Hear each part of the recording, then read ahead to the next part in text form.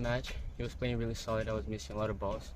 I started to get mad because I was having a lot of chances and I couldn't take them. And when I lost the first set, I went to the bathroom. I just talked to myself and remember how hard I worked to be here, and that if I was gonna lose, I needed to lose by giving everything I had.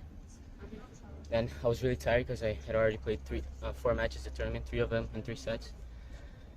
But I could get the tiebreaker, and I think in the end, I was more intense than him. I feel like I wanted to win more than him.